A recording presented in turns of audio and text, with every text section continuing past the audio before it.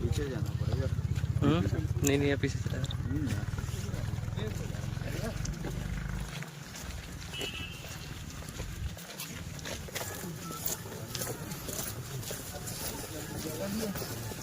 कोई बात नहीं।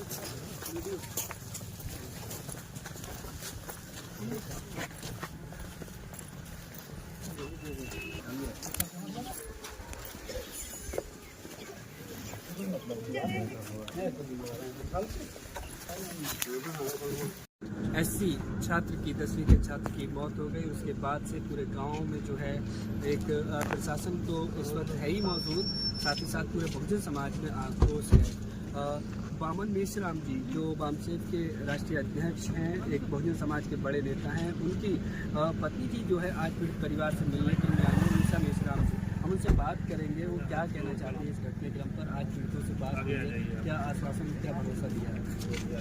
हम लोग आश्वासन देने के लिए नहीं आए हैं। हम अधिकार जो उनके साथ में जो अन्याय हुआ है उस अन्याय के खिलाफ उनके साथ में खड़े होने के लिए आए हैं कि जो घटना हुई है उसको न्याय मिलना चाहिए। आश्वासन देने के लिए तो बहुत सारे आएंगे, लेकिन हमें उस पीड़ित लोगों के साथ में जो हुआ, शहीद हो गया तो हम शहीद का दर्जा दिया है आज, और बच्चे के साथ में उसका परिवार और पूरा गांव अभी जैसे कि एक छावनी में गया है, तो उसको न्याय दिलाने के लिए आए हैं। यहाँ पे जहाँ बच्चे की मृत्यु हुई वहाँ पर ही हम लोग उसका पुतला बनाएंगे, और साथ साथ में बाबा साहब अम्बेडकर की भी प्रतिमा यहाँ पर लगाने का हमने घोषणा किया हुआ है। जब भी कोई बड़ी जाति का, जैसे कि ब्राह्मण है या किसी भी जाति का कोई कुछ होता है, तो जब वो मर जाता है तो उसको सरकार, पूरी की पूरी सरकार, योगी सरकार और मोदी सरकार जो है उसको उसके साथ में खड़ी हो जाती है। लेकिन आज डबल इंजन की सरकार है, वो कहीं नज़र नहीं आ रही है। लेकिन डबल इंजन की सरकार ने पुलिस को आगे किया है, क्योंकि सरकार हमसे डरती है। SC ST OBC और माइनॉरिटी के लोगों से सरकार डरती है। सरकार डरती है, इसके कारण वो लोग पुलिस को आगे करती है, और पुलिस को आगे करके ये निर्मम हत्या करवाई गई है। उस बच्चे को न्याय मिले, इसीलिए हम लोगों ने कहा है कि अगर आप लोग इस बच्चे के परिवार में से एक व्यक्ति को सरकारी नौकरी दिया जाए, और जो बच्चा की हत्या हो गई है उस बच्चे को न्याय दिलाने के लिए, क्योंकि अभी वो आएगा नहीं, वो वापस नहीं आ सकता है, लेकिन उसकी भरपाई करने के लिए 1 करोड़ रुपया सरकार दे।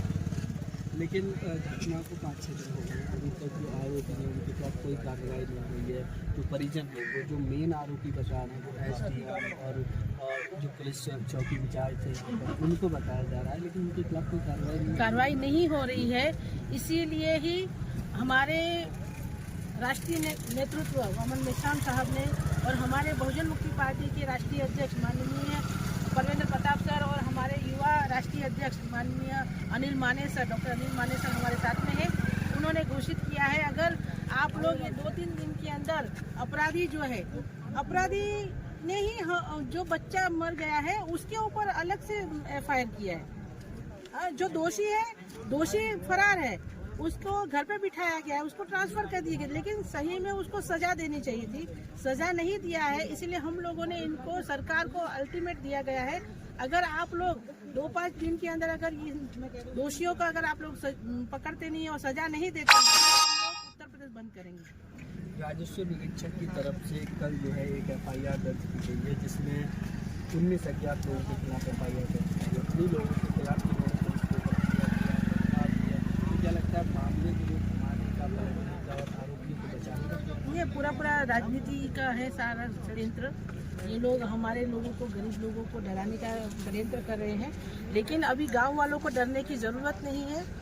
माननीय वामन मेश्राम साहब का, उनके पीछे भारत मुक्ति मोर्चा, वामसेफ भारत मुक्ति मोर्चा और हमारे ऑफशोर संगठन जितनी भी है उनके साथ में खड़ी हुई है। हम लोग गांव वालों को कहना चाहते हैं कि FIR करे या BFIR करे, जो भी करना है करने दीजिए, लेकिन इस बार हम लोग उनको सत्ता से ही हटाने वाले हैं। क्या मेश्राम जी भी आने वाले हैं क्या? देखिए, उनका तो शेड्यूल क्या है क्या नहीं, मैं उनका नहीं जान सकती, लेकिन हम लोग यहाँ पर आए हैं, उन्होंने ही हमको भेजा है, इसलिए हम यहाँ पर आए हैं। चलो ठीक है, धन्यवाद। बहुजन मुक्ति पार्टी की राष्ट्रीय उपाध्यक्ष आयुष्मती निशा मेश्राम मैडम हैं।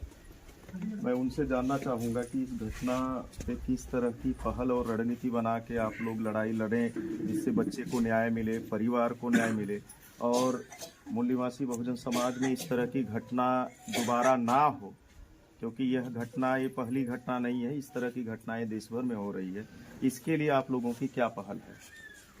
ये जो घटना हुई है, सुमित को हम लोग अमर शहीद घोषित करते हैं आज से ही, और उसको न्याय मिले इसके लिए बहुजन मुक्ति पार्टी के राष्ट्रीय अध्यक्ष ने भी कहा है कि उनका सम्मान किया जाए। साथ में जिस कारण से ये घटना हुई है, तो बाबा साहब आम्बेडकर का भी वहाँ पे स्टेच्यू बनना चाहिए।